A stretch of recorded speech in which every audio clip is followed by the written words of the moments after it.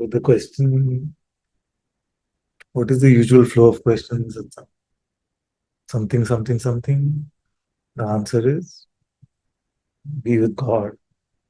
Yeah? And then the question hopefully becomes how to be with God.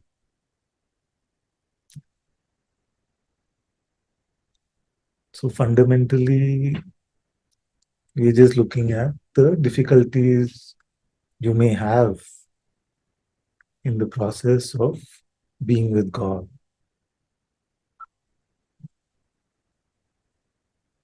Isn't it? The attempt is not to find worldly solutions, but godly solutions, spiritual solutions. Means to be with spirit. And spirit itself, the Atma itself, is the provider of true knowledge, is the provider of love, is the provider of insight, comfort, reassurance, rest. Everything which is true in a spiritual life is provided by the spirit itself.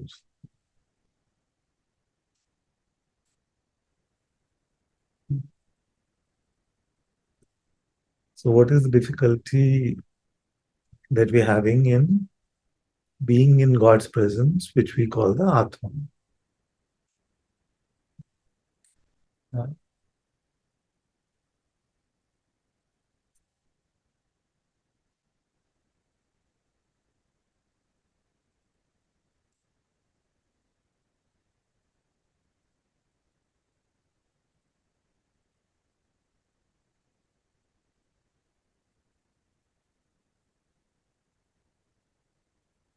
Maybe I can start with my problem. Uh, My problem is that many times during the day, I'll forget that God is here with me.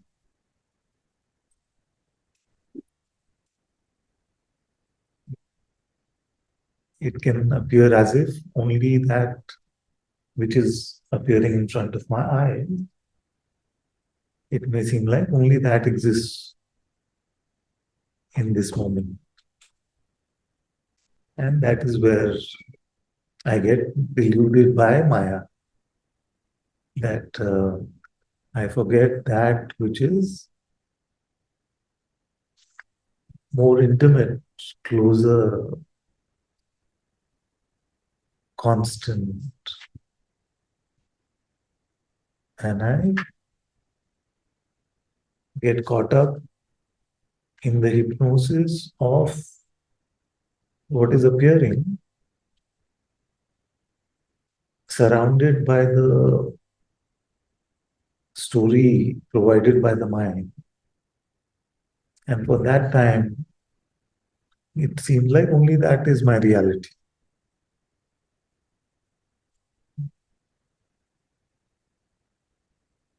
So, but when I remember,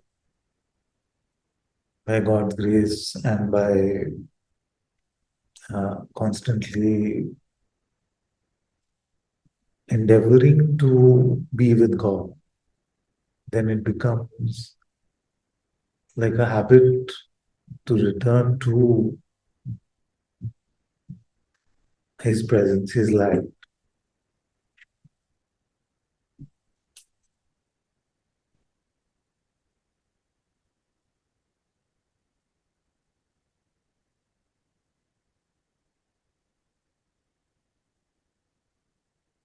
So in spirituality, we are just providing the tools, the pointers to return back to our true home. And our true home is the remembrance of His presence and then the remaining in His presence.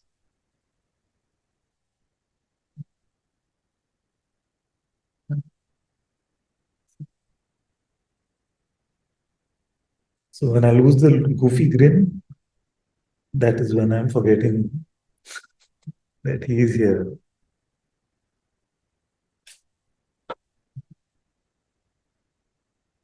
It could happen now.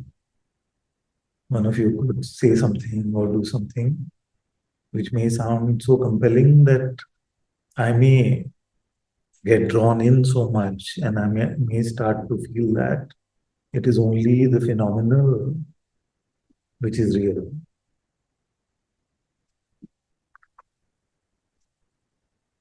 And forget about the fact that my Lord, Lord Ram, Lord Jesus, Lord Krishna, Devi Ma, whichever aspect appeals to me, he is sitting right here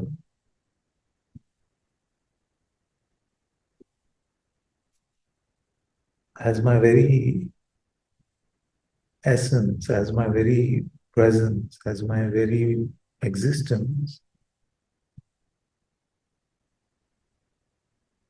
as the presence of being itself.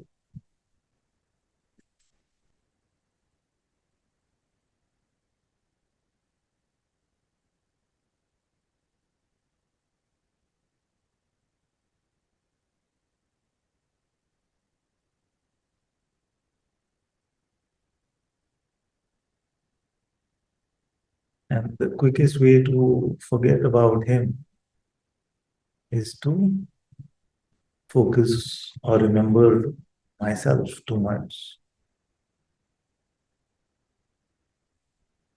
It is start to be self-concerned or self-focused.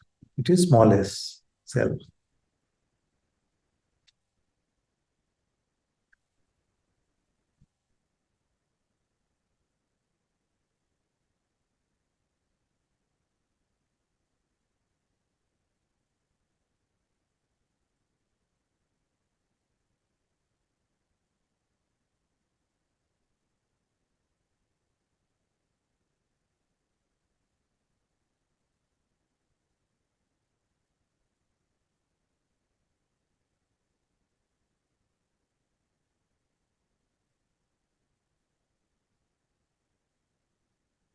I saw yesterday that we had some transcripts that showed up in my system on what life would be like without his presence. Did I post that? Yeah. If he was not here with me right now, what would remain?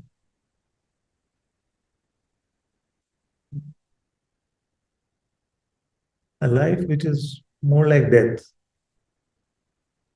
There is no life in it. So, egoic life is the zombie life. It's lightless, lightless.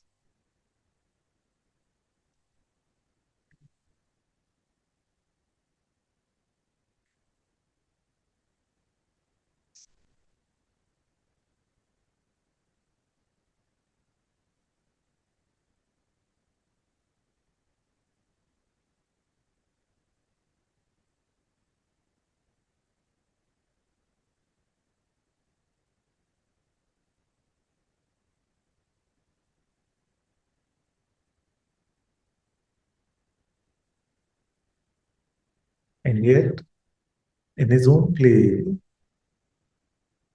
in his own light, he has given us the capacity to forget about it.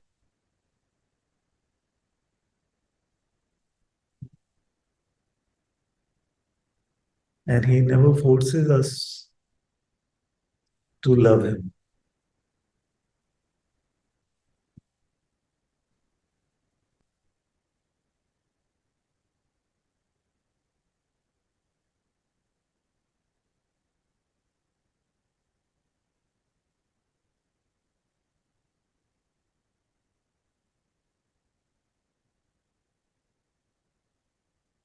In a way, in our limited understanding, it looks as if he is always so humble that he is awaiting his turn. never getting in front of the lion.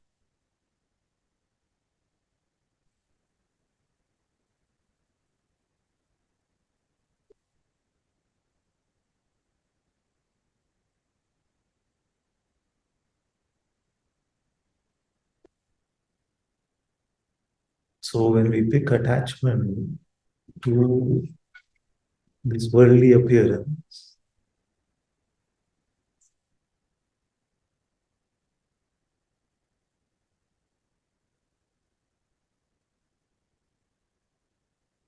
he allows us to do that.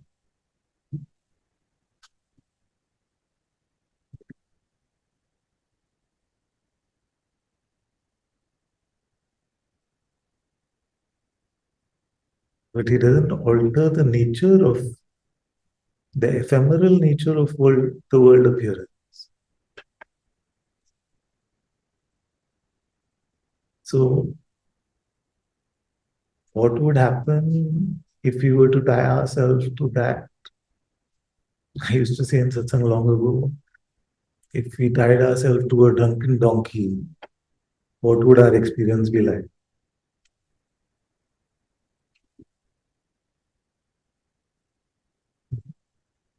So this world appearance is much more absurd than the ever-changing ways of a drunk donkey. And when we attach ourselves to this world, our experience is fully topsy-turvy, just like that.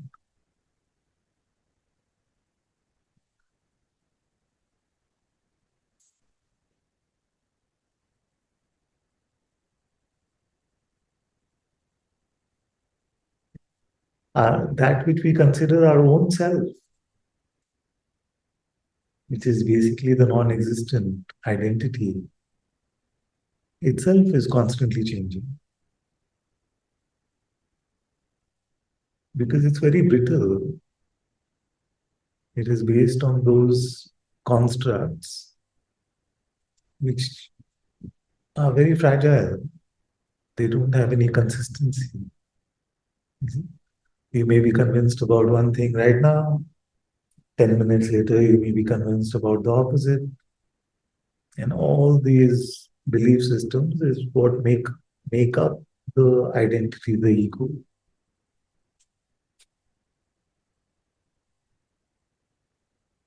So, as a replacement to God's presence, it is completely unworthy.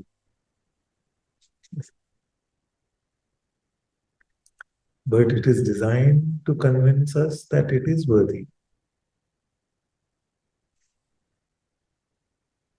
Just what are the narratives? Just make enough money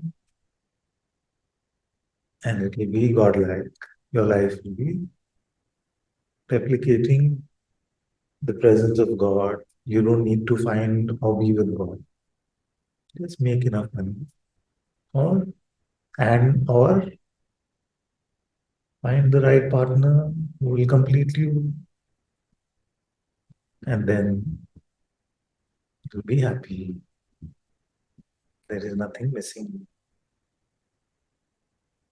Get an immortal body. You don't need God.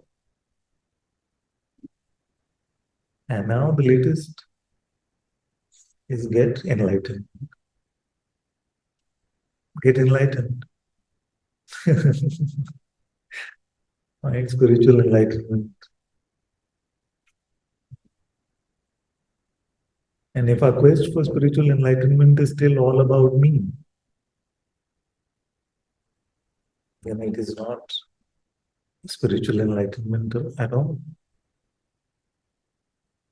It is obsessed with I should have it, the me should now be free. Then it is just a quest for that same meaning making.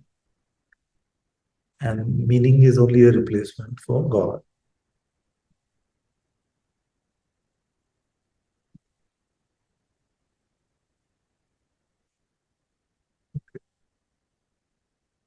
I'm finding some meaning in this realm of Maya.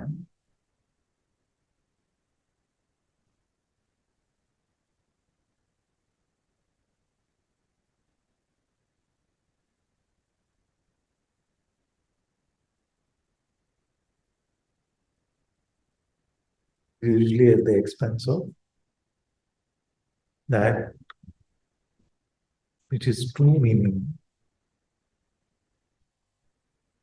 that which is the very purpose, the very essence of life itself.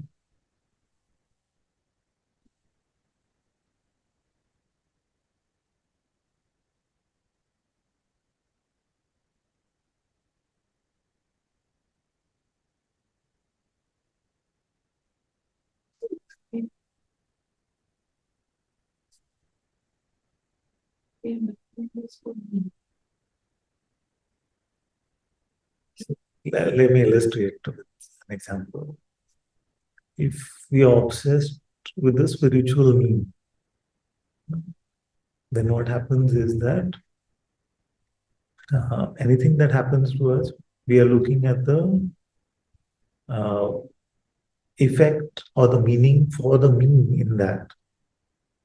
Like yesterday on the group, I was saying that if Ramji walked into the room, into your room, and you looked at him and said, then immediately started to say, oh, what is happening to me? What is happening to me? Then we don't remain in the darshan.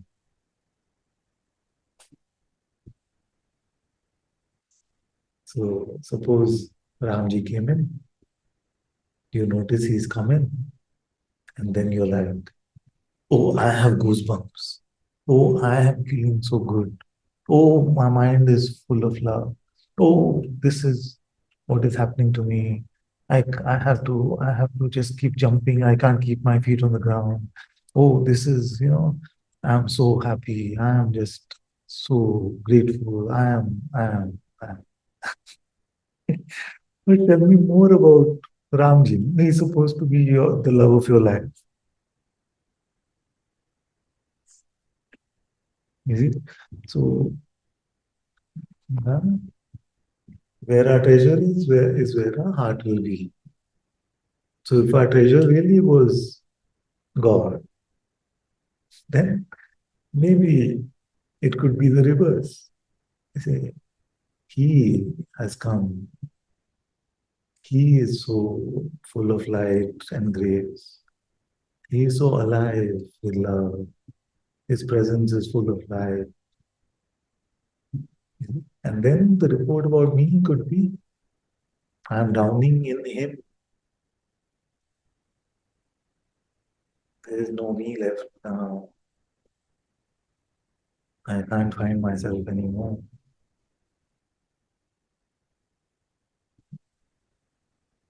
Love is so overwhelming. I'm just noticing every movement that he is making.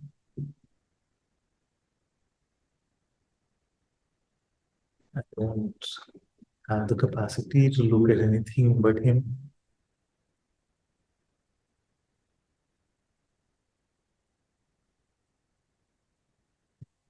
So, as our faith grows that it is God who is here,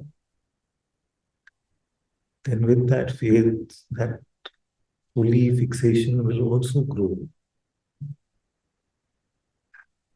Our current fixation is what? And even in spirituality, it can be what is happening to me that is paramount, not what does he want,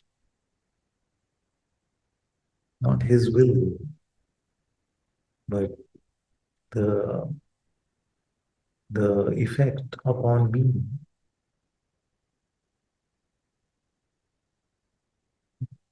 Get it? And In the very same breath, we may even be a very Advaita about it and say, I want to now just leave this me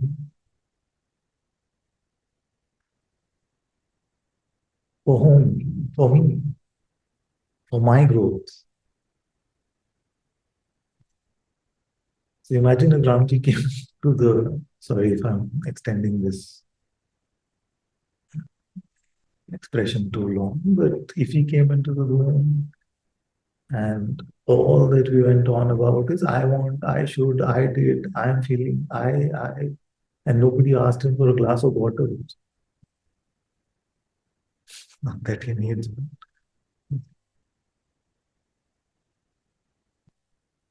So my request would be that utilize every moment of his presence to listen to him, ask him for his will.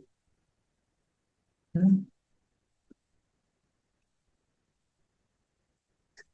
And that is when prayer moves from being a speaking to a listening.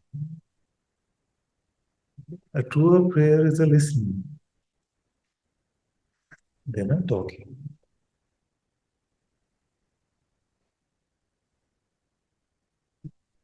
Like the talking is an invitation at best. At best. Like the highest we could possibly communicate is please enter my heart. Bless my heart with the light of spirit, the light of Atma. Now he's accepted your invitation. He's always been there, but now he's made himself palpable in some way, not maybe discernible to the mind yet, but somewhere in your heart you know.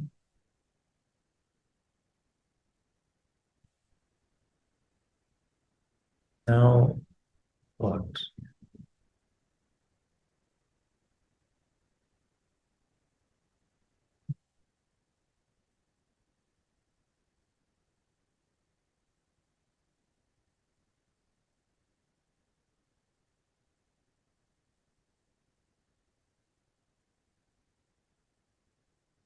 We listen, not through these ears, not for words.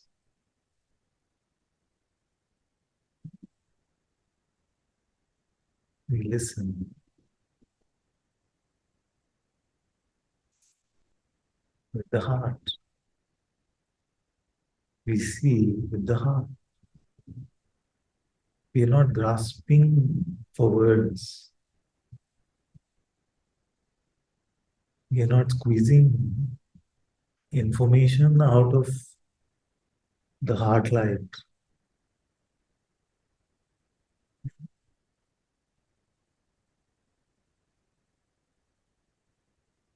We don't have to. Then it has to become information to be expressed to spread the light. It automatically will transform into that. Getting a sense of what I'm saying? You don't have to work on the translation of the silent transmission into worldly expression. But that needs faith and patience.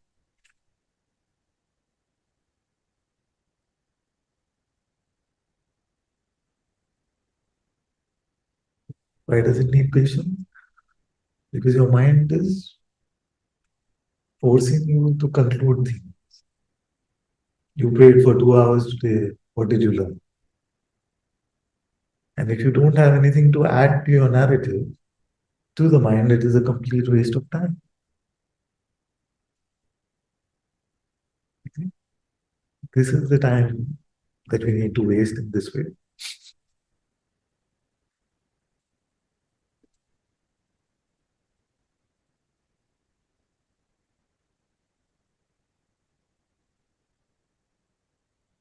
That should be our posture in the heart.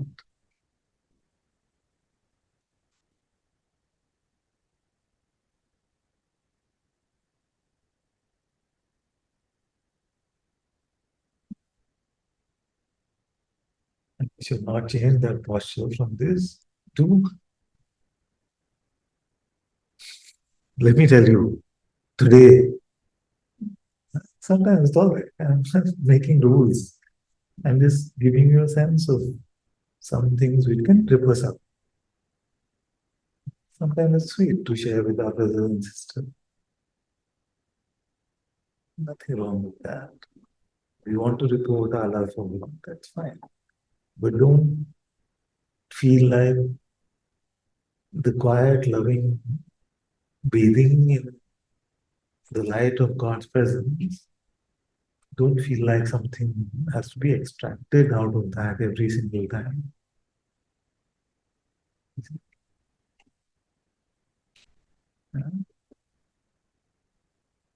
You're getting a transfusion by this doctor. You don't have to ask him what's in the drip, which vitamin, which medicine, which antibiotic.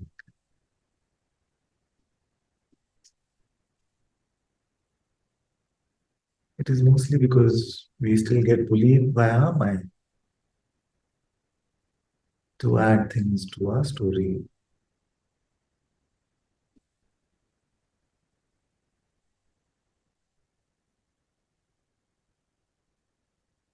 So allow it to happen in the most natural way. And you'll find that your mind is now uh, involved in that translation process.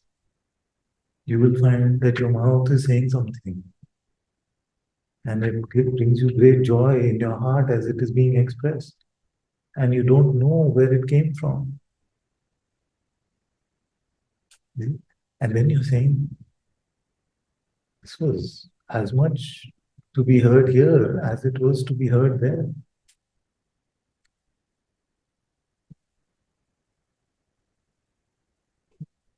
That is how your every word will become a satsang.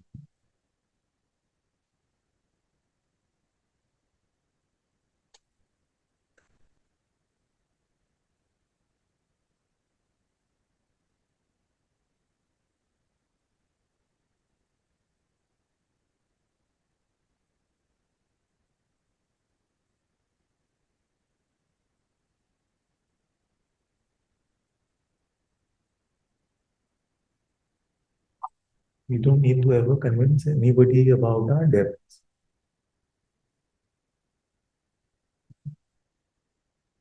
Our depth is apparent to everyone before you say a word.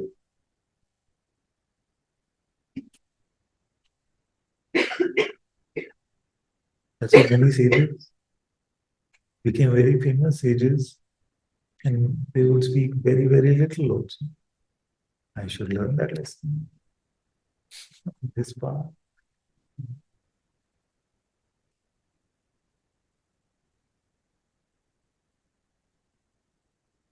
Because something in your heart recognizes something.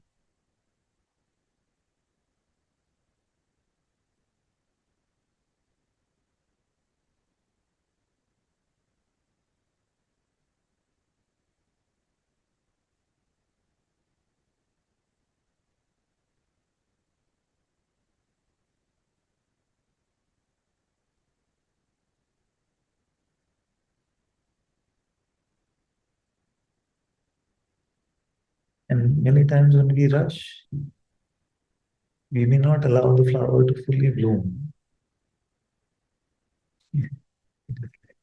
Pluck it out. Start sharing. This is what this means. This is what God told me.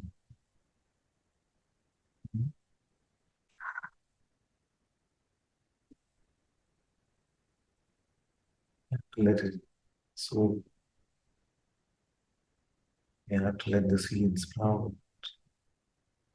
start to grow. nurture it every day, then the flowers will start to bloom and they will naturally start to spread their light organically.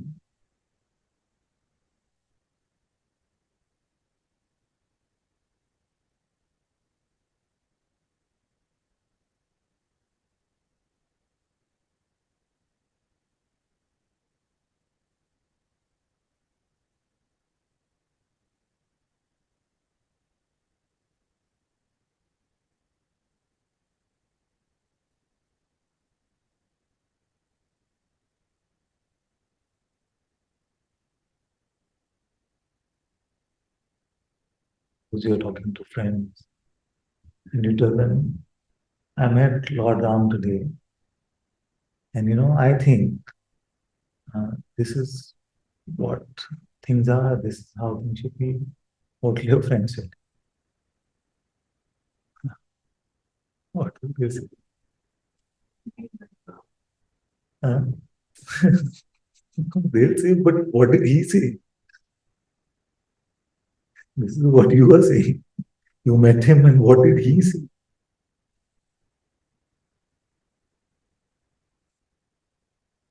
And what he said is not always possible to express in words. In fact, it is rarely possible.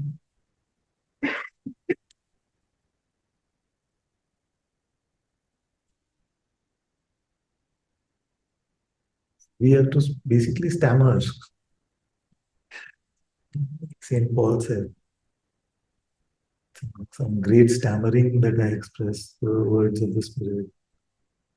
Stammering in what way? Maybe he had a stammer, that's different, but stammering in the sense that if we become too mentally, intellectually confident in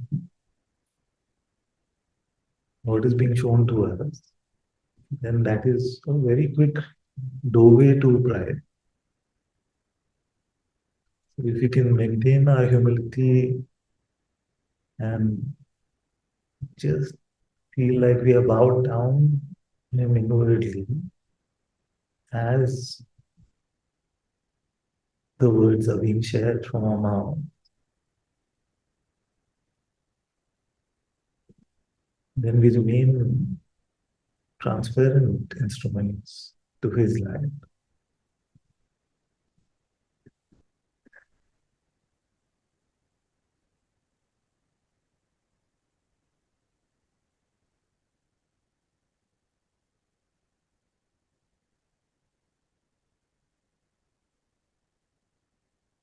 How long does that process take? That we cannot predict.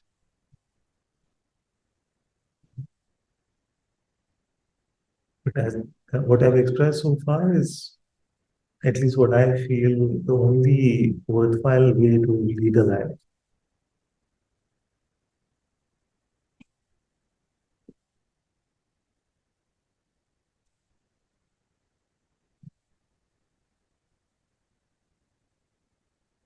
Getting a sense.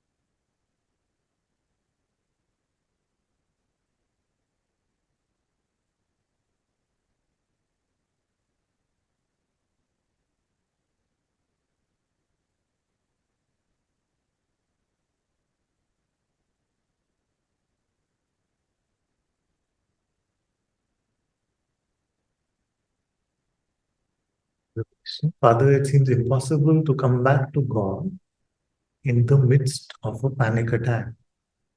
A panic attack just comes without warning. Yes. There are many situations for all of us where we find that when we are caught up in that situation, it seems impossible to return because our attention is fixated on objects in the world and our narrative is very compelling in those moments. And those compelling narratives are about the nature of our deepest attachment.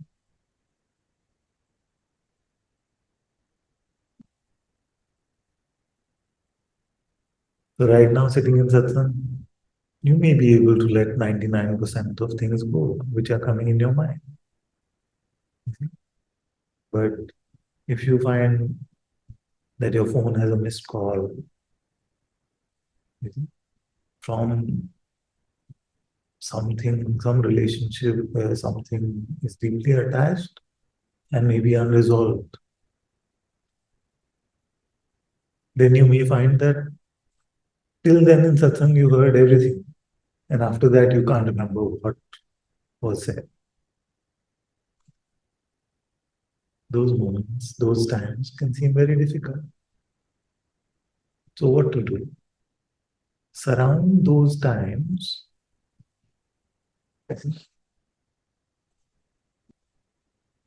surround those moments where it seemed impossible to escape Maya.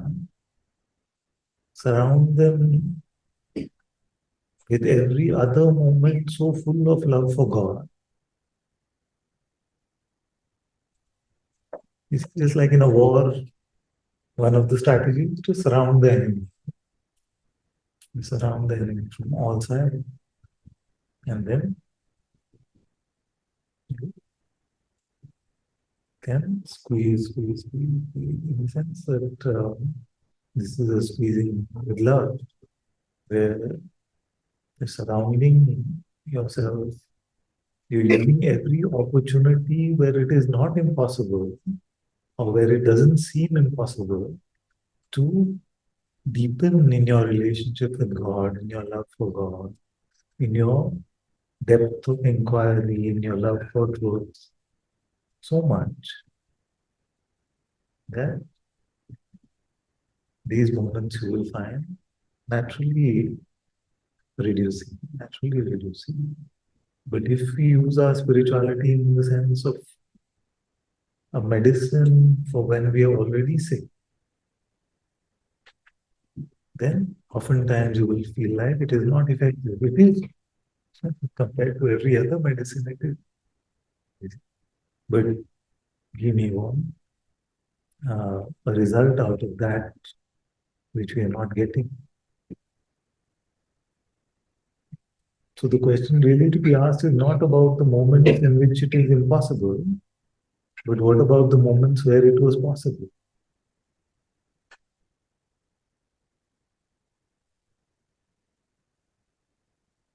And if you used as much of those possible moments, then the impossible moments will reduce more and more.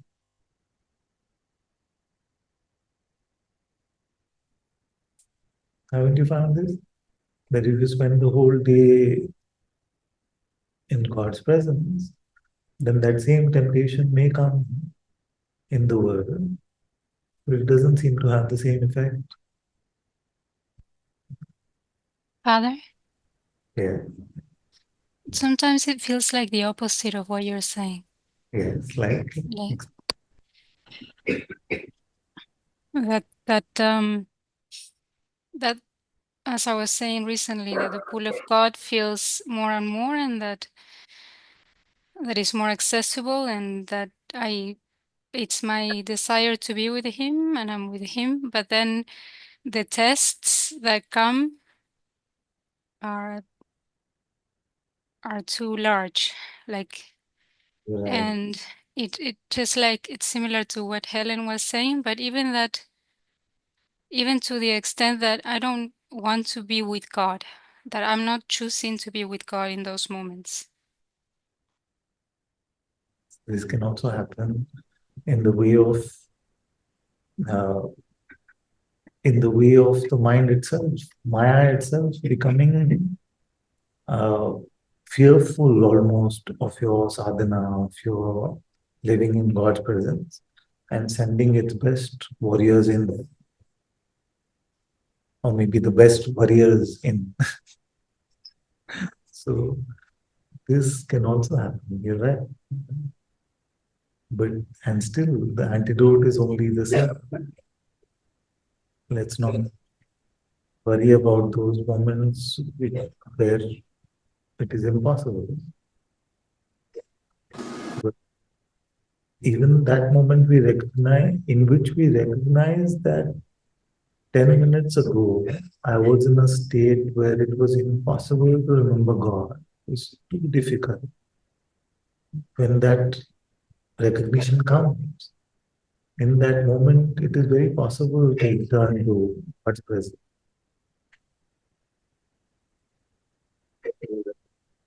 Even if in your report, in your experience, you're saying that those impossible times only seem to become more intense and more frequent now that I'm being with God more.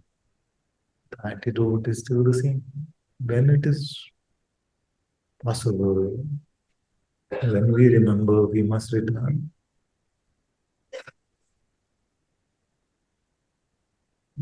Sure, it is normal.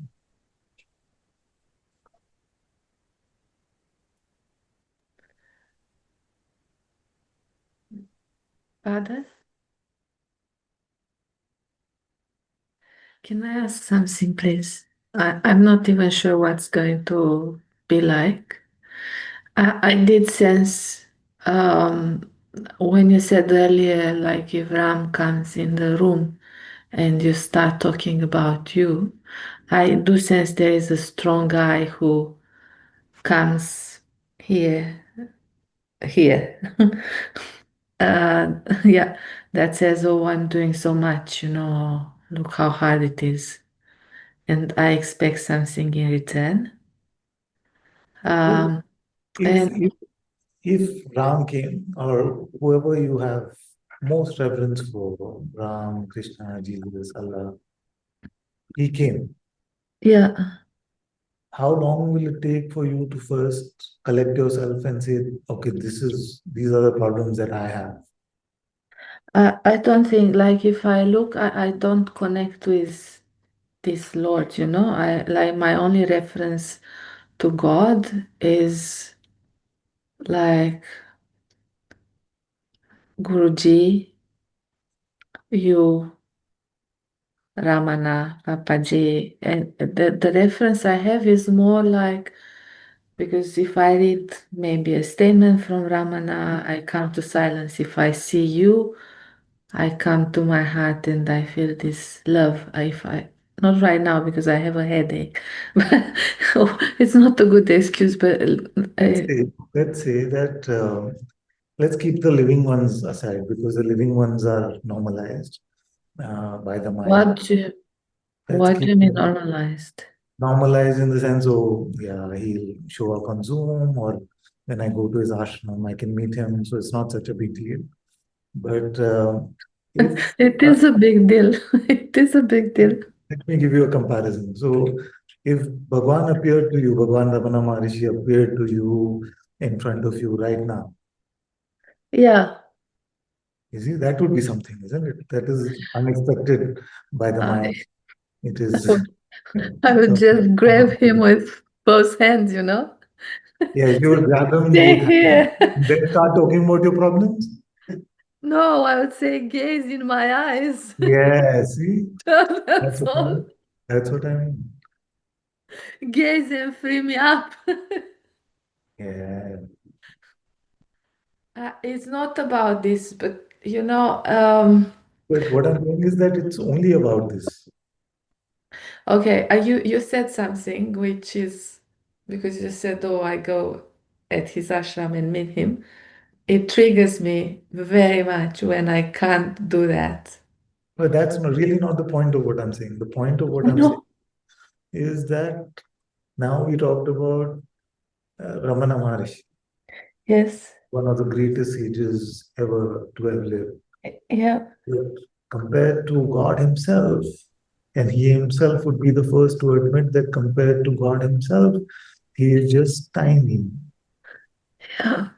Now, what is being told to us is that if He was to come in front of us, we would spend maybe many hours at least just looking at Him, gazing at Him with love, allowing His gaze to fill us up. Yeah. Now, what we are being told is that He, of whom even the greatest sage is only an instrument, He is with us. So, what is it that I can do which is better than just lovingly gaze at Him constantly?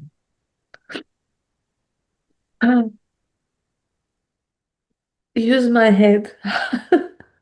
See? So, what happens is that because we don't really somewhere, not in your case, in my case also, when I forget about this, I don't really have the faith that it is Him Yeah. whose light I find within myself. It is Him whose presence I am tasting.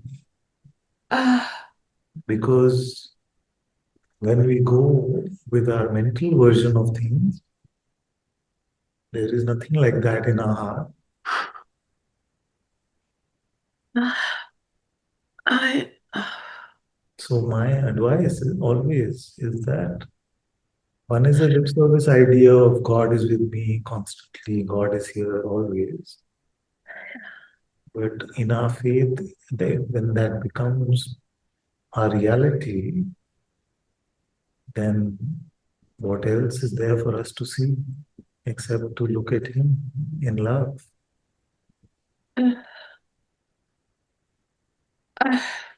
It's.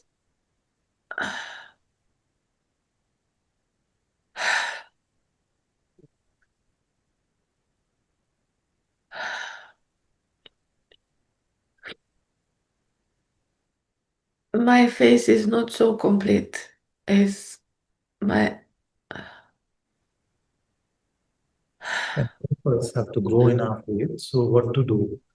So suppose our faith is only 1%. Suppose it's not possible to quantify, but suppose it's only 1%. Then that 1%, are we using that 1% to be with Him in that 1% love? I, I feel that 1% love can just go up to 100% very quick. However, that sometimes, even maybe if there is 1% left out of the 100%, that 1% can also go in doubt 100%. Does it make sense what I said to you? And Like it can go both ways, and what triggers it, it's really a it can go both. paradox for so much.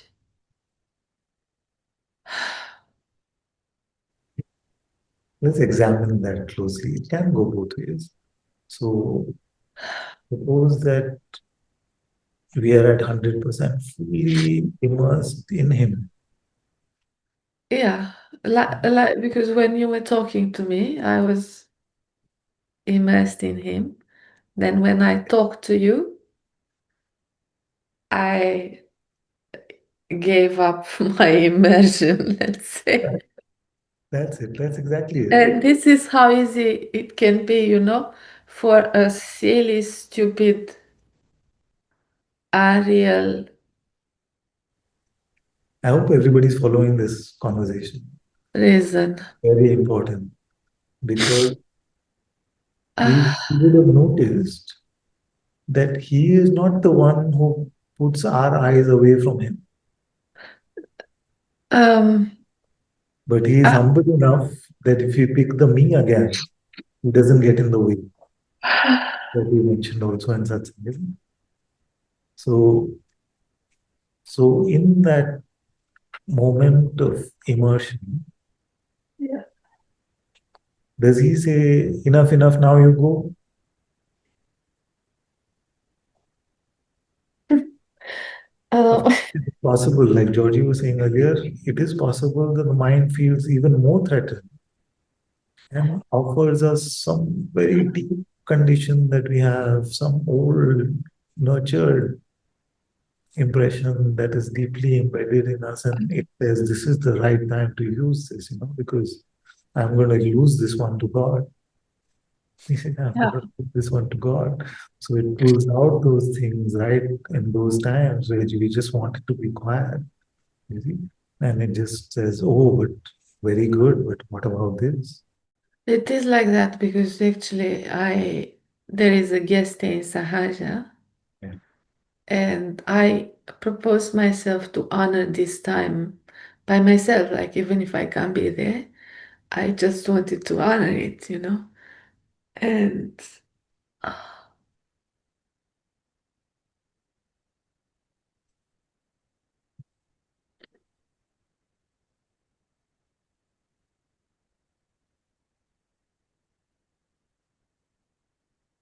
There is nothing which the mind can't use both ways. Okay? it's very true, like even the love for the guru, it goes just up and down like this. It's going to be devotion one day and rage the other. Very intent, which is holy in our heart, that very intent the mind can use to make Maya out of it. Say that again. That very intent Maya can use. Yeah. So you had a holy intent. Okay, there is something happening. Let me use that time fully to honor God, fully to be in God's presence, in the Guru's presence. So, and the mind will use that very thing either to make us feel guilty or to make us proud. Like you said, you will use this time to honor God, see what you're doing. Yeah. Or, oh, 3 days, you've been sitting in so much silence and heartfelt, see how well you're doing. It's like, so either unworthiness or pride it can create using even the most holy pretext. That is why it is the greatest con artist. Yeah. And he's also is going to say that he's giving something to one and not to me. You had to get that point out, okay? So that is the trigger it uses. All right. Now, does that take away from the fact that whether you call it God's presence or you call it the Sadguru's presence, that is always, always with you, no matter what is happening in the phenomenal world? I have this doubt that, sometimes I feel really like I was in a coffee shop, okay, just regular with locals. They were drinking and playing cards. And then this at some point in time I felt this pull in my inside. It was like I was in the highest satsang. And then I thought, oh, Guruji is doing something or he's working on me. I don't trust my own ability or my own self in a way. I find myself relying on something external and um, like even one night I woke up and it was just empty. They thought, oh, I'm going to use this moment. It was 3 o'clock in the morning. I'm going to sit. But this idea itself pulled me into a shape. So I thought, okay, I better go to sleep. But when I relaxed again, I was so fully aware and I could see the sleep also in my breathing, and I still thought Guruji is working on us. So it's always this thought and this idea of an external In fact, physical. I want to only encourage that. Our role in this is to provide the availability in terms of consent and time. That's the only role in this. The rest is the Sadguru's grace, God's grace, of whom all the external masters, teachers are just mere instruments. So that is our You role. need to repeat that because my head is not listening Okay. properly. I don't know if your head will ever listen, but it is hopefully heart to heart speaking. Yeah. So Yeah, it's just there is a bit of a very movement of happy to attention. repeat. I'm very happy to repeat this point, which is that we may feel like we can become empty, we can become recollected, we can dive into our hearts, we can be with God's presence, we can recognize that which is aware even of presence. We may think that we can do all of this, but I'm sorry to break it to everyone, we can do none of this. It doesn't feel like doing anything. Yes, exactly. So that's the It point it I'm establishing. it That's feels it happens to me in a way. okay. So let's slow down. So then am I saying that we have no role in this whatsoever? No, that's not what I'm saying. I'm saying that what we can provide is our consent and our time. Yeah. And So when you say our time is our time to be open and empty or in prayer or our in time belongs to him. Our time for him to do whatever he wants. Because like you rightly said, it is he that is doing. Now, if you go to the best hospital and you pick the best surgeon, and then you say that I want to be on the operating table for only 30 seconds, what will the surgeon tell you? I give you my consent, but it's only 30 seconds. The surgeon will say, no, then this is not the procedure I want to do. The procedure that is needed is the sacrifice of that which we take to be our entire life. yeah. It's, Because and none of I sense here there is a resistance to that. I like there is this. It's like this sense of losing the supposed independence or suppose something. Mm. yeah, exactly. So, because of whatever resistance, none of us have made the full consent for our entire life, including myself. And that is why we grow. We have to deepen every day more and more.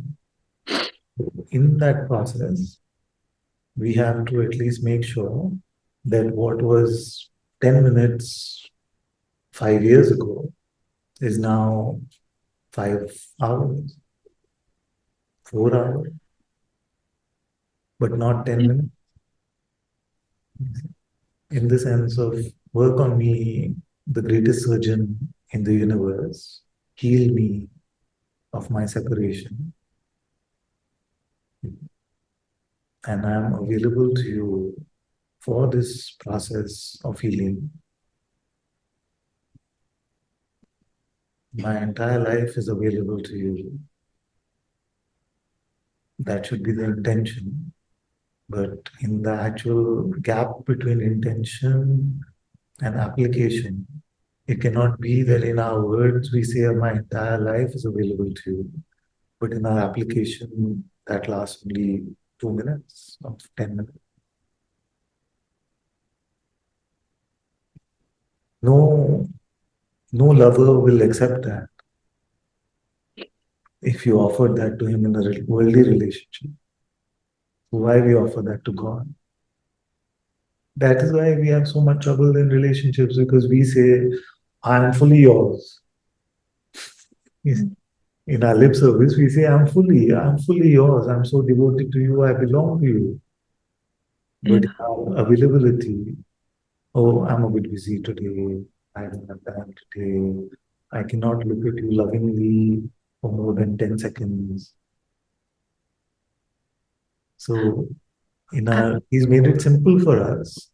These simple things of human relationships we understand. So he made it simple and said, okay, you use the same principles. It is said. It's I love you, but if you don't give me what I want and how much I want, So then is that love? and I feel he gives, but he's also testing. No, he's not gullible. And we can't con him. We can't defraud him. In the sense, we can't just fool him and say, oh, I love you so much. But by the way, just, I need $10,000. It's And no, I'm not asking for ten no, no, thousand dollars. I'm not saying, I'm using an illustration. So I'm saying he may even give that to us, you see. And in a leap of faith that he takes on us, he may even give that to us. But he will not be fooled twice. Yeah.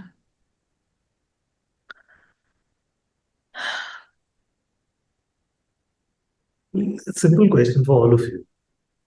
Between God and me, in that relationship, if the relationship is between God and yourself, and obviously the point is that there is no me, the me is dissolving, you see the oneness with God, all of this.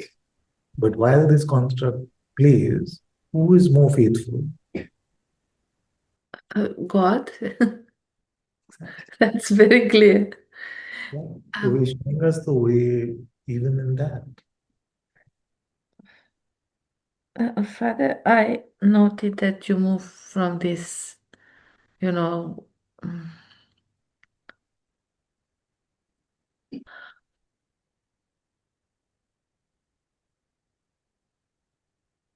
there is some construct here and maybe a belief or, yeah, an incorrect thing. You, because I see my attachment to Guruji, and I see this attachment can play both ways. And I do it sometimes. There is this thing in my church, in the Orthodox Church, because it's not my church, but it's don't. Apparently, someone said don't bow to fake idols or something, or and also Guruji said, he said Sahaja in the community will exist as long as it's needed and serve a purpose, and it's just food, don't worship food. So I feel there is some trickstery in my construct here. And now I'm just going to find the parallel maybe with you and your sharing, because you also moved from this guru to the love for God.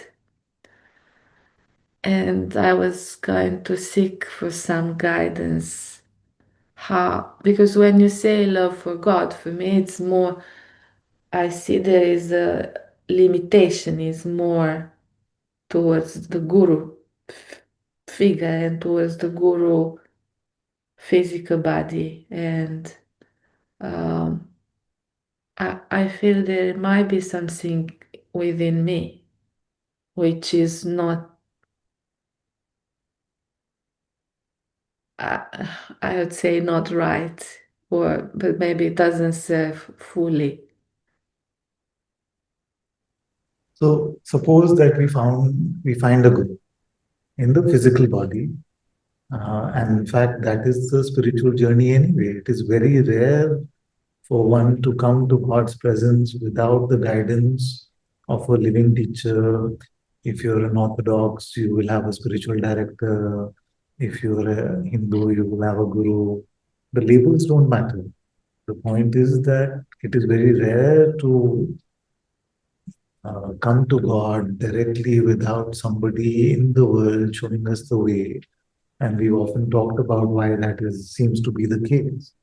Now, when we find a guru, is he saying, I'm it?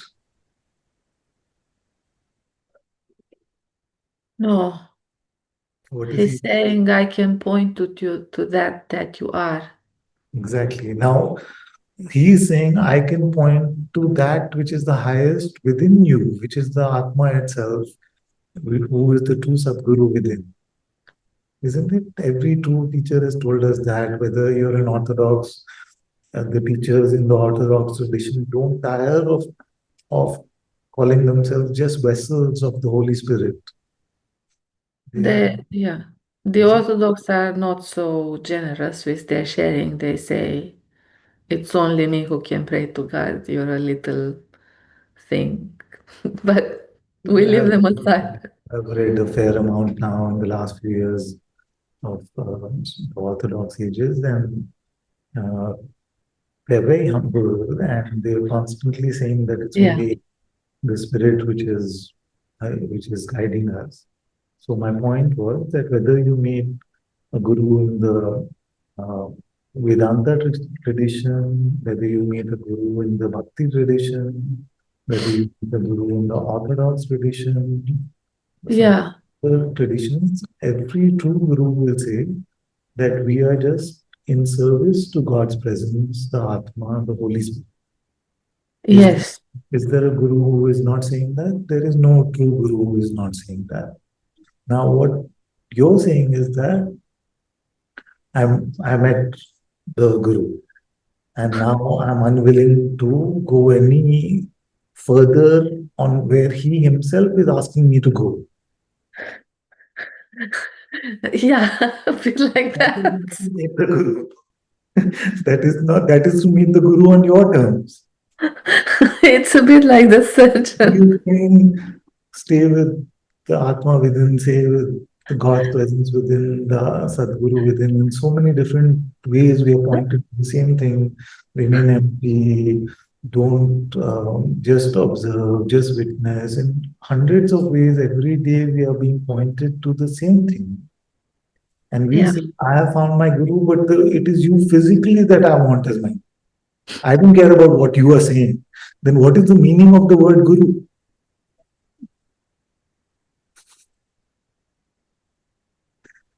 Is it just meet me on my terms? Then who is the guru in the relationship? you're very kind and generous in prompting. You see, no, but it's like you said that I move, no, in my expression. So early in the earlier days, maybe you've also done this a few times. I'm not sure, but half joking with you, where there came a point where a lot of the children started saying to me, "This is my question, but I don't want the answer. Who am I?" You see? So that is like putting the teacher in the box, saying that these are my terms. Now you better meet those terms. Please, I know you're going to say, but who is the I that is asking this question? I don't want that answer. Give me something else. What else you got? You see? Now, when I moved on to what else I got, then everybody said, but he seems to not be an Advaitin as much as he used to be. You see? So, so the thing is that in the modern context, it is very easy to make a guru, but it is very difficult to fully be available to being pointed to by the guru. So the guru, the physical guru that you're finding, and I said the previous time that the satsang, the presence of a physical guru, is by God's grace a miniature, a replica of what happens between the Atma, the true Guru, and our insides, the Antakarna, the soul. So this outer play of satsang is a miniature reflection of that. which I mean not in a demeaning way, but I mean it in a very elevating way, because there is hardly anything else in the world which can replicate that. Yeah. You see, but then if you say, no, but you are saying you are not really the body, your body is just an instrument of the true Guru within, but I will take you to be the body only. Then how will the Guru make any progress with you?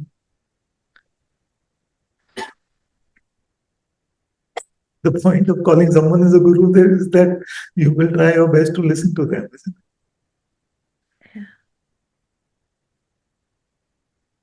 Like the first Guru I went to, the first physical teacher I had the privilege of meeting, he said that people are very quick to call me Guru and then very quick to tell me what I should be doing.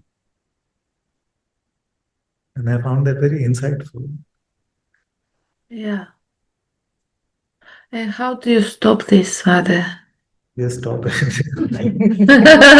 You told me that before. And how it's more of a postponement.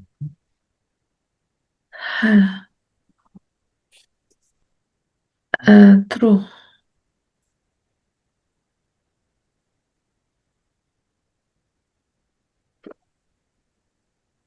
So there is no problem the way your mind is framing the problem to be. Your mind is telling you your limitation is because you don't um, have a reverence or a direct relationship with God's presence, with the Atma. You have more limitation in terms of taking the physical guru to be your guru. Now, but if you truly took the physical guru to be your guru, would you not listen to what he's saying? It's true. And I didn't, yeah, the mind is coming with different interpretations, like it's not only the lack of faith or reverence or, and And we must at some point spot the absurdity in our mind's narrative, isn't it? Because we see yeah, how many years have all of us been in spirituality? yeah, I don't know, 6, 7 here or more, Six. yeah. In spirituality, it is the focus of spirituality is spirit. That's why it's spirituality. Now, is spirit manly, womanly, worldly? No, The whole point no, of it there is that it's godly. yeah, So it's a godly presence. And then yeah. you can't say, oh, I don't know really about God. Mm. know. That's the mind. I just recall now. There was one day when you wrote something on the group, uh,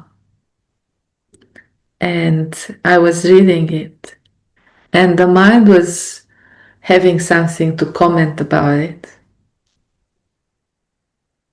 but the heart was just fully blossoming in that connection, and maybe that was the most. Um, it's what comes now, and was an eloquent example because it was very clear that there is something beyond the mind, and the mind is not touching it.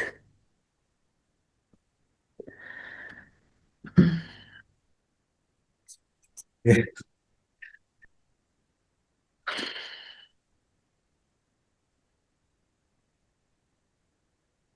And I did hear you also earlier when you said that, yeah, when I said there is a bit of fuzziness and I asked you to repeat, and you said, I'm not talking to your mind, or we talk heart to heart. Um, yeah, That's such a beautiful step. That's such a beautiful step when this heart communion, heart communication, heart communion is happening. And there is a consent on both sides for it to happen heart to heart, instead of first having to cross the hurdle of making sense to you. Yeah. Yeah. But it's also, I feel, what has been spoken was also important to be understood. Because I also feel like for years and for some years and for some time, and being in satsang also with Guruji, I was trying somehow to bypass the understanding. Like there was an effort from the mind to. How? How does one do I think it was an intention or something. I remember in the beginning I was even telling to myself, no, there is something deeper than this, and just don't listen to with your mind, you know. How efficient or effective that is. It's more, let me put it this way, that usually what happens is that we are scared to drop our sense-making capacity and allow the words to just percolate into our heart. Now, Yeah, when the love keeps deepening, when the trust keeps growing, when the devotion grows, then we become innocent like children. You see? So little children, at least both of us are parents, so we have some little experience of this. When they are at a very young age, they are, at least for a few months, they follow the parent unquestionably. yeah. You see, the parent says left, left. There's no, oh, why should I? Okay, how does this make sense? And that is a deepening of trust, a deepening of love. That is the process. It can't happen in a convoluted way. Like it can't happen in a way that I have decided I'm not going to use my mind. then, then what will happen? The mind will create a new bucket, which is the thing that I'm not fully trusting and putting it in that bucket. You see? And the first thing that I'm fully trusting, putting it in that. So it's not about mental categories. It's about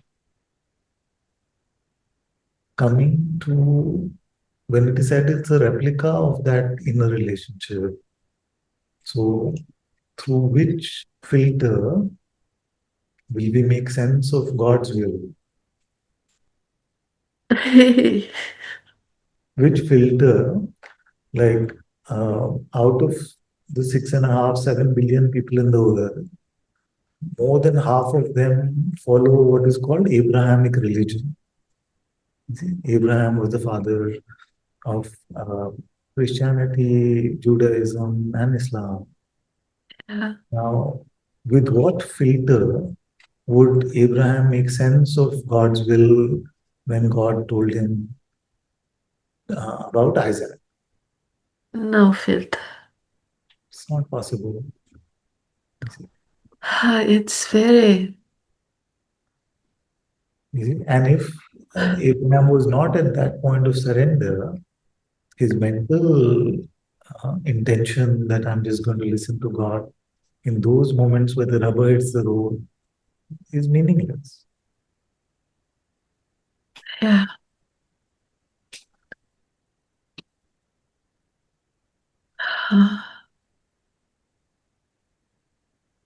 But it is that surrender which led to all of this religiosity in more than half of the world is based on that one moment, one incident. Yeah.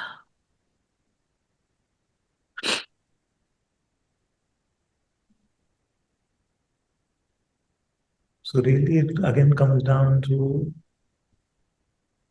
becoming empty and available as much as possible to God's light, Only Yeah. in that can our innocence deepen in all the virtues that are needed, faith, patience, gratitude, all of these things can only deepen in that life.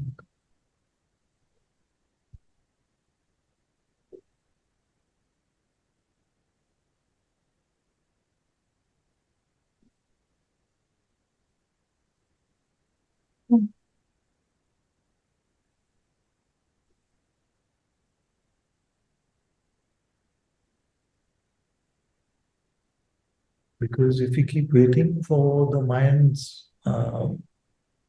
go ahead, then everything the mind will create some trouble, Yeah. isn't it? Even now, it's creating some problem. Yeah.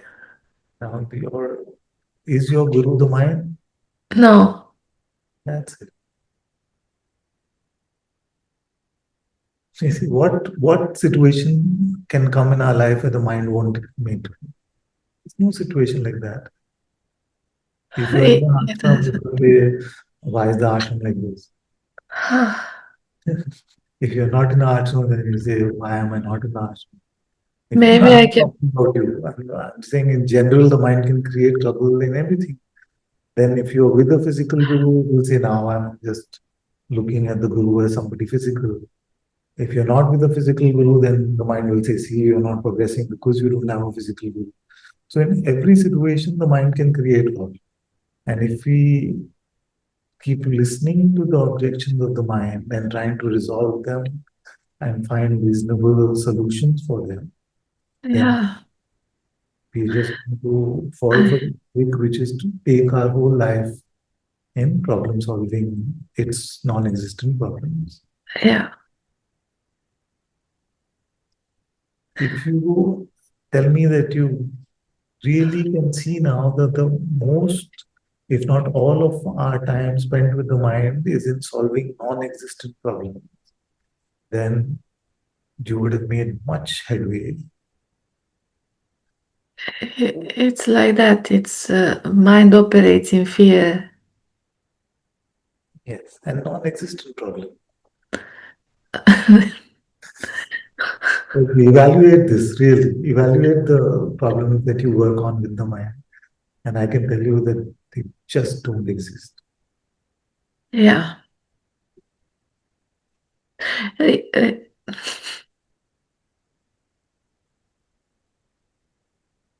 Like if you read the Yoga Vasishtha, the Yoga Vasishtha has many such illustrations which help us get rid of all of these fantasies in the mind. Because it'll say, you know, the eighth son of a woman who never had any children, that son was going into battle one day. And then during the time that he was going to battle, he started dreaming about something, you see, and that dream never happened. But in the dream, there was another one who never had any children. So the eighth son of that one then had this particular problem. You see? yeah. So it takes you on this road, which It is does. exactly what the mind does. Yeah. It does. It does. So if you just return to the basics, what is spirituality? What what am I in this for? Yeah. Then it keeps us grounded to things which are substantive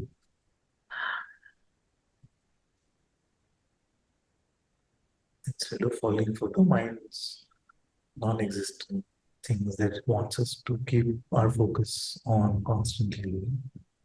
And in the Yeah. meantime, life is running out.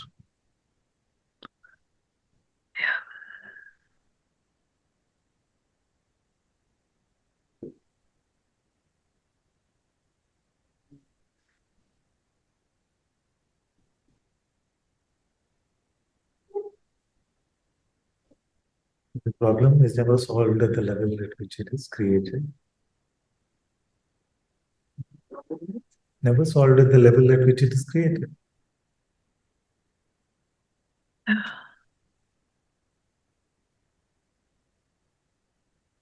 Uh,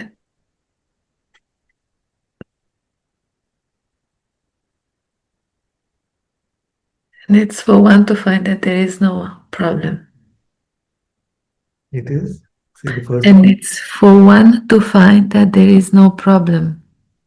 It's no problem. And what is the way to find that? To bring yourself into the holy space. Yeah. Every moment.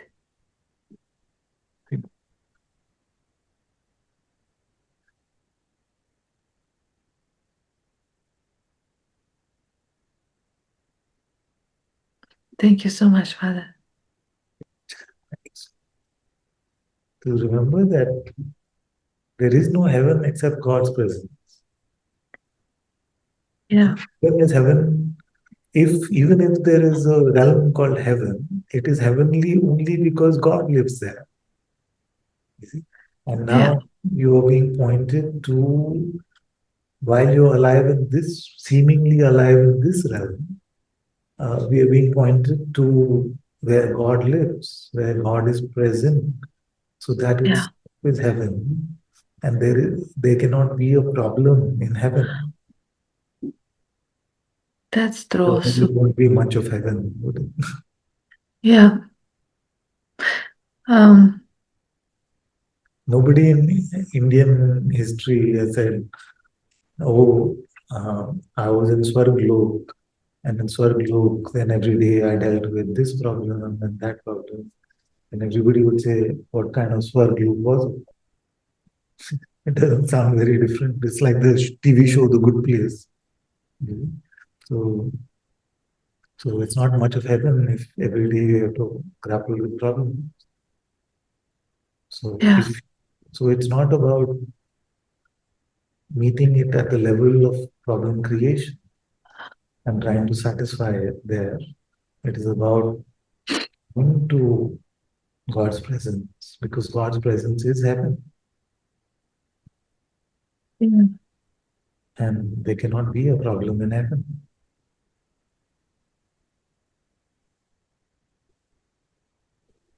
Abundance. Yeah? Abundance. Right. It's good.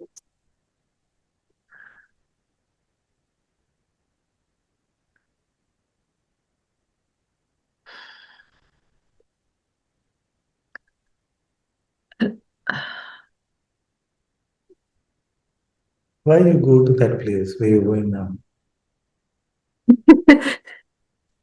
There was this. No, no, I'm asking rhetorically. Why? As a pointer. You What know I why mean to say I. is that by your going there, we just spoke Yeah. about this. By your going Yeah. there is the realm of problems and suffering. And this is Yeah. the way The to way. Yeah. The way it came now was but more you like. first come to the right place. Because we can say abidance even from the wrong place. To say abidance is not to abide. Yeah.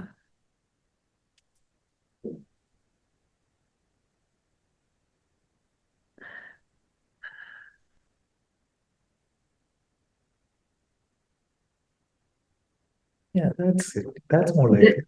Don't the- go. Is this the place where the thought arises? It is what the place where the thought arises.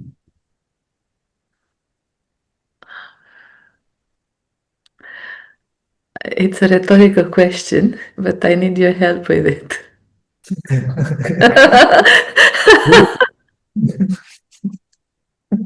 It is the place where everything arises. But but there are some things that we have to chase and other things that we don't have to chase from what is arising here. Huh? Chase the perfume of love, chase peace, compassion, kindness, true knowledge inside, but Yeah. don't chase thoughts. Yeah.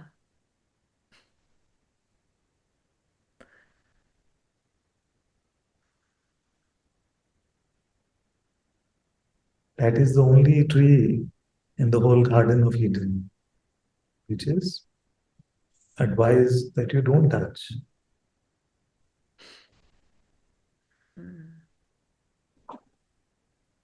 It is the tree of knowledge. The knowledge with Yeah. a small k, actually. Um, So the I experienced the harm of touching the wrong tree yeah, or the only tree. exactly. So the Garden of Eden arises from that holy place in our heart, God's presence in our heart. Everything is beautiful as long as you don't go to this apple from the wrong tree. So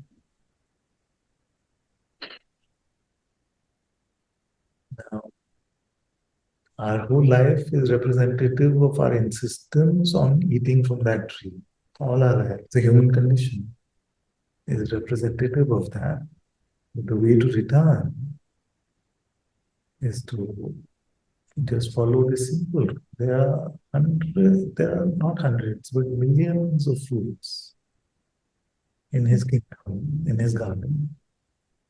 And if he says, just don't touch this one fruit, is that too much to ask? Mm. If all that we have to do to express our love for the Lord, for God, is just not eat that one fruit, is that too much to ask?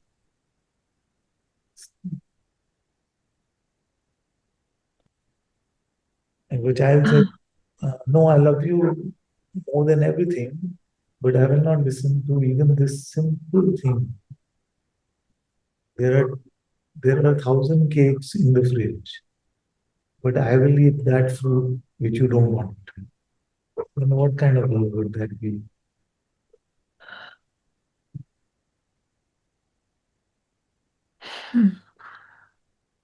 Love is there for us to feast on. Joy is there for us to feast on.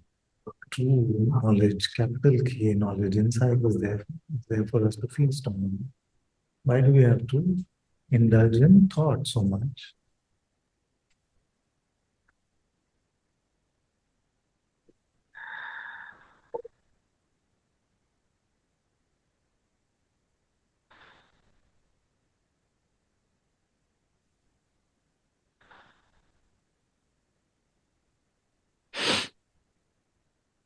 So every story in the scripture, Arjuna in the Bhagavad Gita, all the stories in the Bible, all the stories in the Ramayana, everything is happening in our life, right? That is the point of this. They are history and they are pointers. Yeah.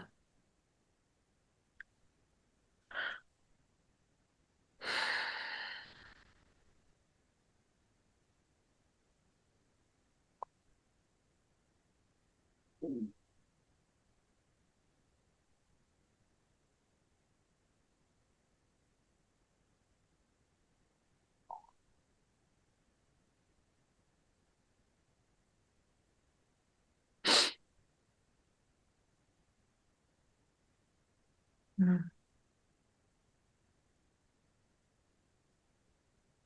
Has shown us one simple way to show him that we love, is to turn away from the content of our thoughts.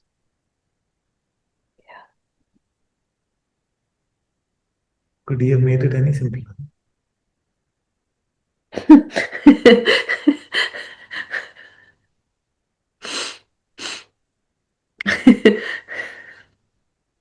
Actually, it's not even a turning away, it's just a passing by. Don't board the train. Just let them pass. That's all. Yeah. Don't go there. There. Yeah. Don't go there. There. This is the insistence. This is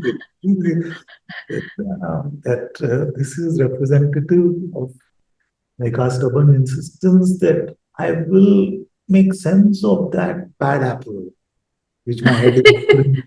to me, right? Kind of, yeah, it is like that. Just like that childish sort of stubborn. And the knowledge of spirituality doesn't make it easier. Okay, so pick something from there and just blow my head off and make it spectacular. Go for it. Now she's not going.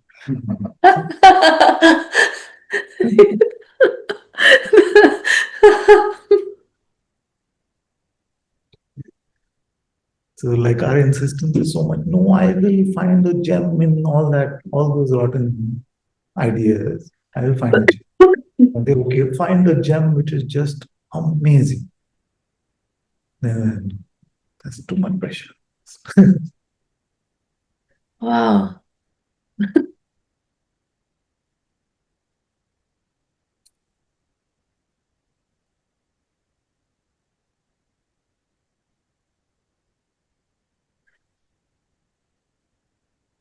How do you detox, Father, when you had so many apples?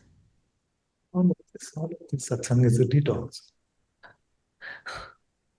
True. But if you come to the detox and you smuggle some of the stash, then it's not going to be much of a detox. You need to uproot the whole tree. Otherwise, it's tempting. Well, it's not even tempting. So suppose in all of satsang you've been told just let go of the next. That remember you said that I've moved on. Actually, even this is my original point only, which is don't believe your next thought. That's what Yeah, I've ever said in satsang actually. So I've never yeah. really moved on. So now, if throughout satsang you've heard this, and throughout satsang you're countering that by saying, "But I think, but I think, but I think." You see, then we're not really going to be a detox because there are not enough strong enough metal detectors in satsang. All of us can smuggle our ideas into it.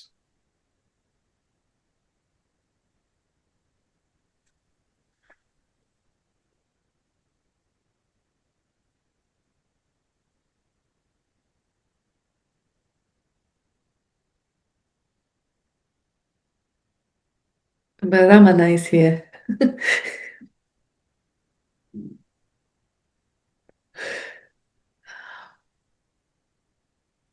As long as you don't forget that, we're good. Yeah,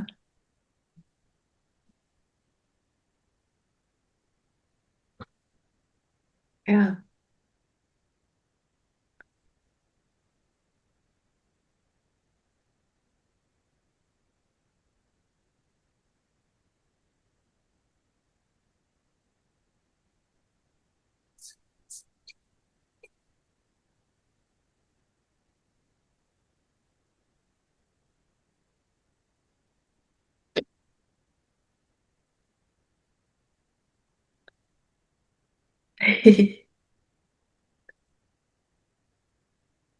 Say hello to Garima.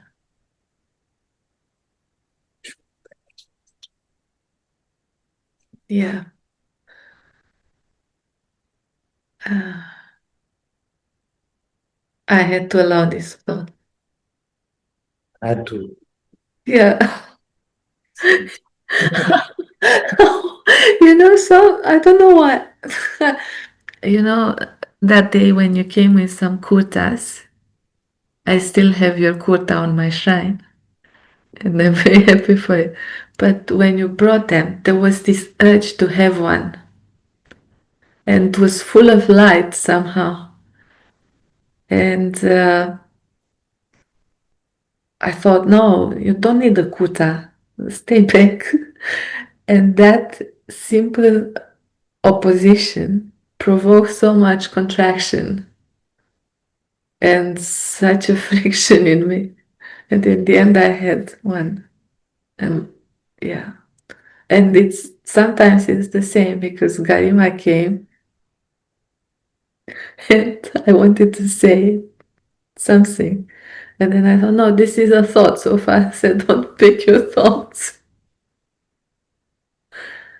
Oh,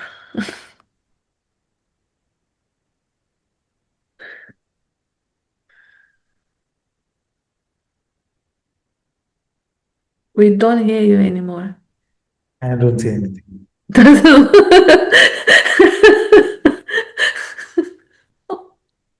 Thank you.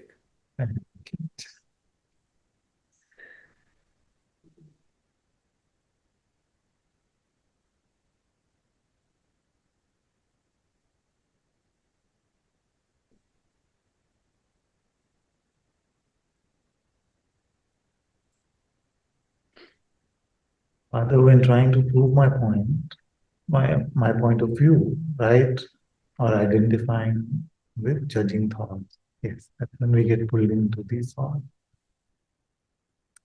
Mind comes strong, it seems overwhelming. What about just let's make a deal. When the mind comes strong, I won't say anything about those times. When the mind is not so strong, I waste a lot of time when the mind is not so strong, doom scrolling, wasting time.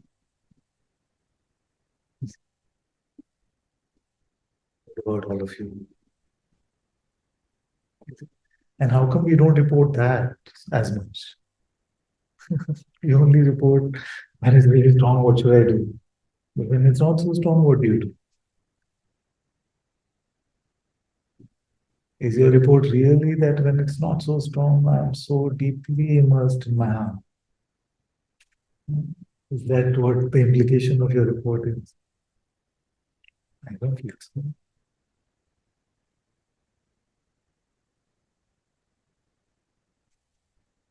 The mind itself wants to pit us against an enemy which is seemingly unsurmountable. What do I do with that?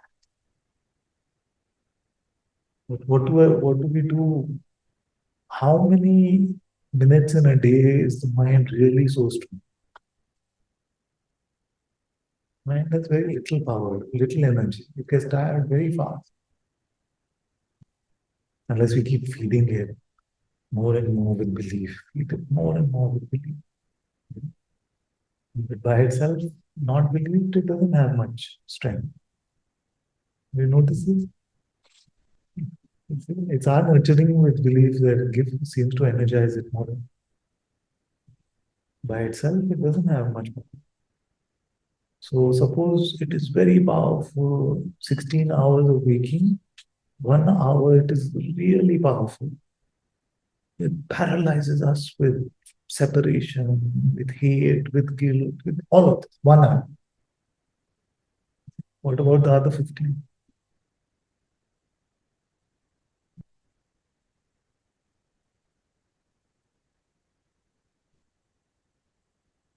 Out of the other 15, how many went in remembering God's name, in doing self-inquiry?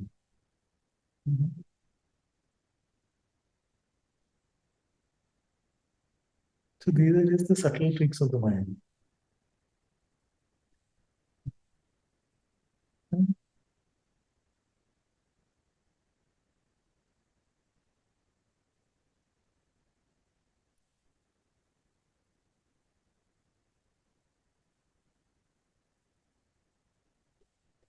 Okay, so can we make a deal? Should we make a deal? Uh, long satsang once a week or shorter satsangs twice or thrice a week? What do you all prefer? Uh, you type it. Thrice, okay. Shorter, twice, okay. Shorter, and shorter is how short? 1 hour? I realize that the problem is not all of you actually. I'm barking up the wrong tree. The problem is me. I love the sound of my voice. Huh? That's me. Huh? It won't stay.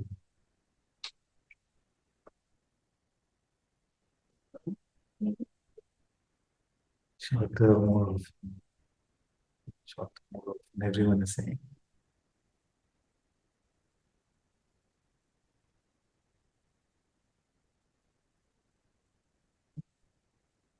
Short.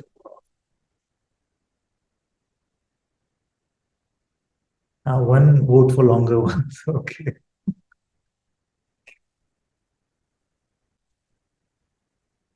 One more. Okay. Father, we could have a contemplation or a satsang recording before we meet you.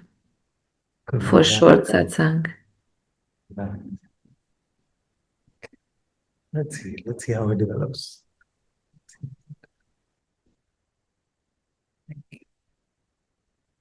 Okay, Samia has had her hand up for a long time. You don't need to raise it much. You can just speak. I'm waiting for your invitation, Father. Thank you. Okay, I give you full anytime invitation. Thank you. And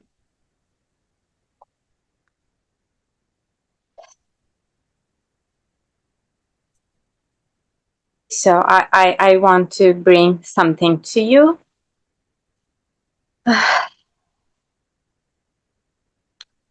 You also you can hear me clearly, right? So you just mentioned that mind has not so much power. You just said this. Unless And, huh? it doesn't have so much power, unless we are energizing it with our belief. So maybe this is what I'm doing. So that's why I want to come to you. Because in my case, how I experience is that if there is no mind, if I feel one with God, I feel like the whole where I am, like everything, the field is energized by God's grace. But even if little mind comes in, I feel like this mind energy, which is me, just affecting the whole space, whole field. And that's why I cannot even separate myself, because also disturbance come, try to stop it come. And wherever I am, and it even increases recently, like I even start to feel like mind power is greater than your power, but thankfully in every satsang I experienced that you just sorted out this, but this fear is here. And it is related with something actually. I feel so blessed by God in my whole entire life. I'm so grateful. I don't write you like this, but I'm so grateful in general. Always, not even general. But I have issues about working, as you know, and I always try to work. But it doesn't work, Father. I don't know why, but it affects me, and this causes what I mentioned in the beginning. Like, it affects my whole field, and it's like a confusion within me. I need to take, I don't know what to say. I want to work, but I cannot do. So because this is the most important, it's not just, yeah, there is this thing.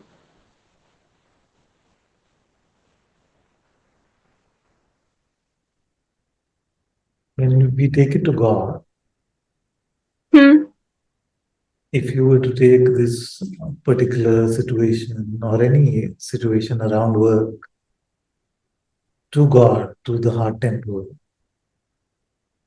what happens then after that?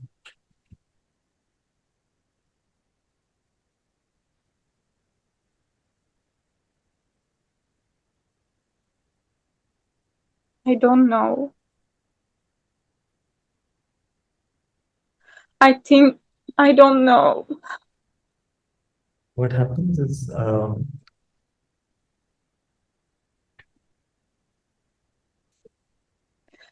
what the mind wants us to do with problems is to try and deal with them, face them with our own non-existent power. The thing to do is to just keep bringing everything that is bothering us into our heart temple.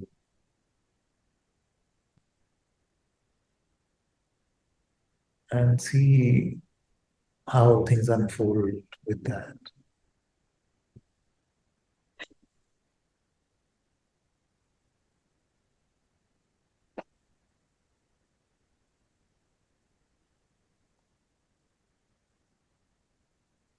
Now, the mind will tell us that we don't have the time or patience for that.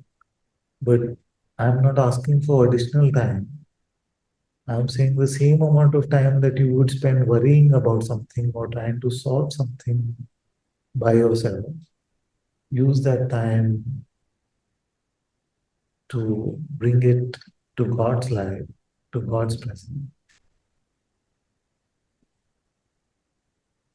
Father, what does it mean to bring it to God's light and God's presence?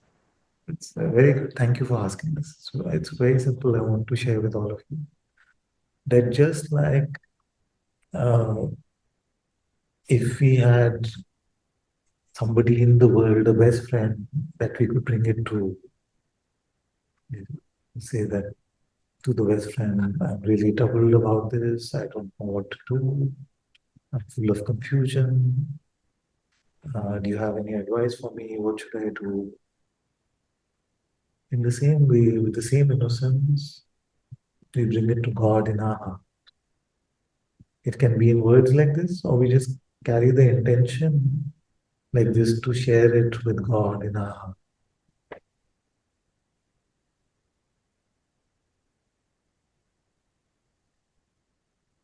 Now, as you continue in that process, your faith will deepen because you will find definitely one of two things will happen. Definitely one of two things will happen. One is that the problem itself may go away and everyone would love to have that outcome. You see? And that happens many times. And the second is that although the external problem may be the same, we become calm. We feel like some strength has come to deal with this situation. I don't know from where. So, like it is said in the Bible, that, or I'm paraphrasing one of the teachers, they said that sometimes he calms the storm, and sometimes he makes us calm in the middle of the storm.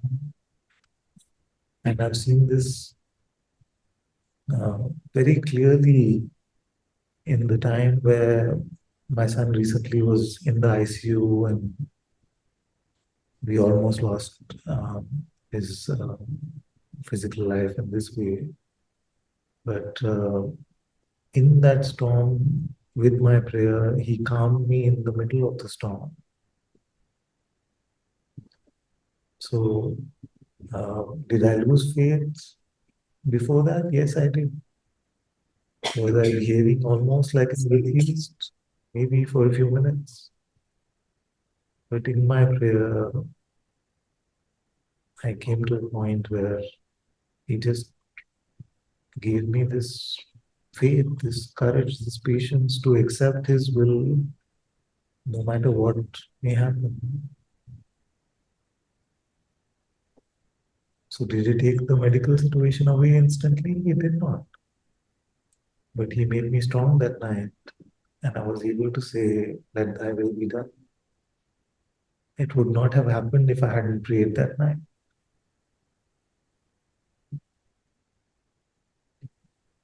So I can say with full faith, when we pray to him deeply, sometimes the problem itself goes away, and on other times, he gives us all the strength to deal with whatever the problem is.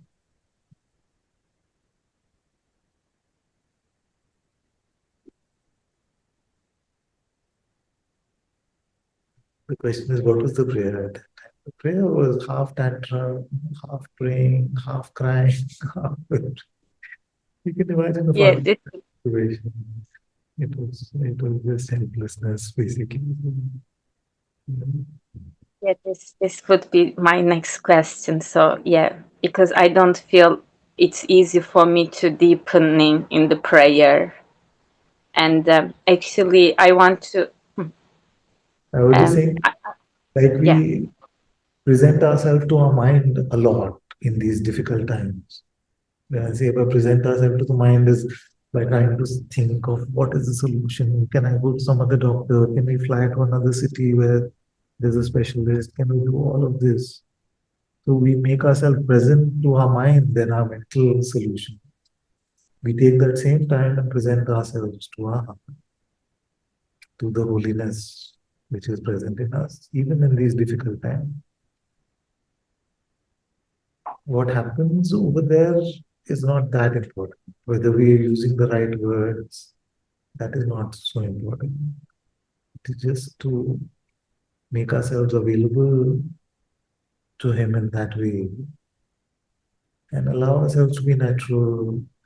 Like we don't have to become, I said often, we don't have to become Shakespearean when we are praying.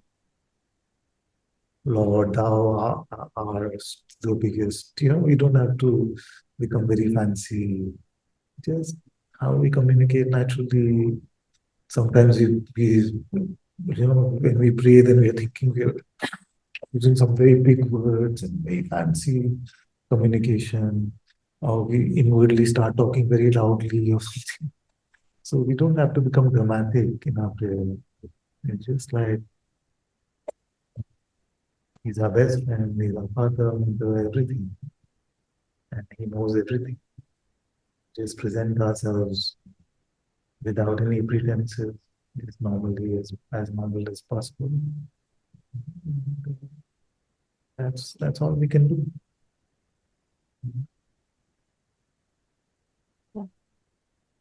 We don't have some special mantras.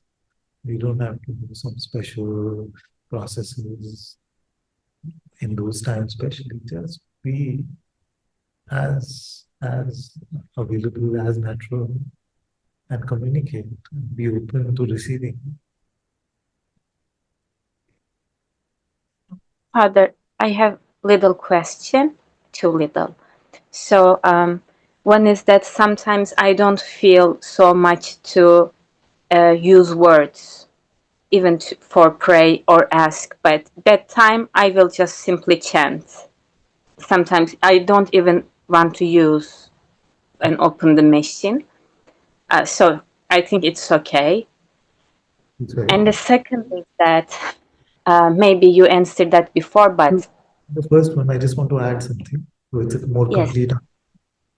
That when we don't want to use words, then we just make sure that we're not using words in our mind or in our heart. Then it should not be that I'm communicating in my mind, oh, what's going to happen? What should I do?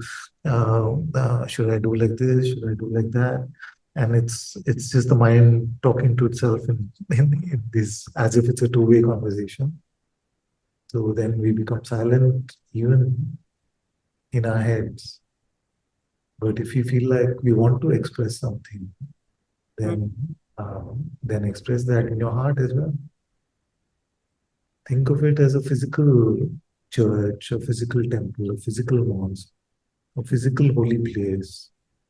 Like you go to the tomb of Rumiji, think of it like that. Like you've gone to the tomb. Now, do you want to speak your heart out or do you want to be silent? Both are good.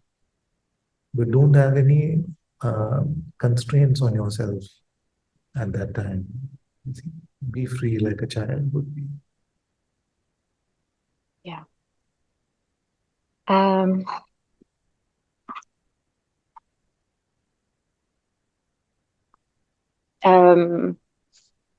Okay. Take it. Maybe I can ask the second one. Sometimes people ask in prayer in the group for sick people or in general.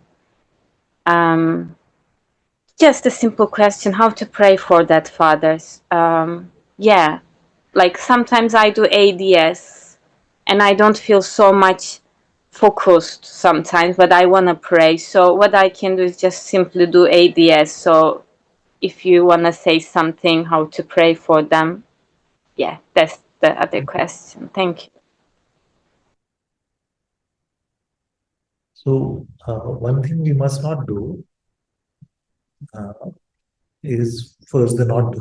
One thing we must not do is just say that I'm going to pray for someone and then not do it. So that's the first thing. So if we say that we are going to pray for someone, we must pray for someone. That's the first thing. Second is how to pray for that one. Both ways. We can just remember that one and bring that memory into like stay with that intention for them to be healed in our heart. We can just say, Lord, God, Ram, please heal this one, bless this one. Or we can use the ADS,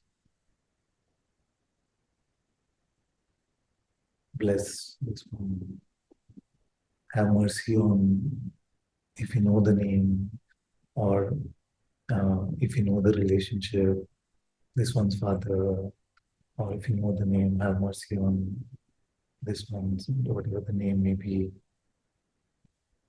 It's a very simple, very natural process. Like you're standing in front of God, what would you tell him? Please, Father, please, God, please, Ram, please heal this one. Please help this one. Or if a family is struggling with something, please give them the strength and courage to know that there is no death, that that one is fully alive with them in their hearts. So just heartfelt moment to know.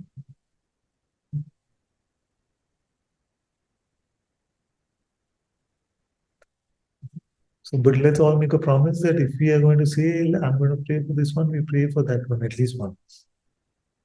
Let's not do the lip service where we're just saying, praying, and then we don't actually pray at all.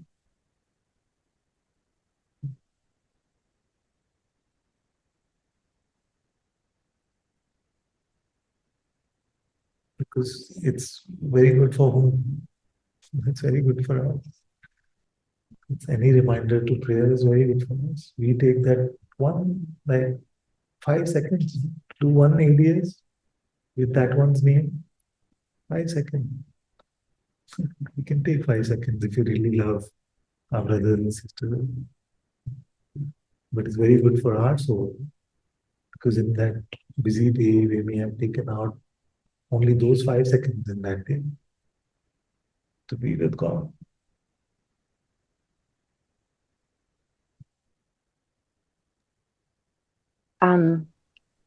So yeah, we just need to focus, right, Father? Because I feel energies are restless, so that's why I do ADS.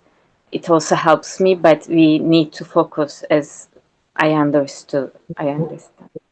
Like what words? No words are coming. Just use the ADS.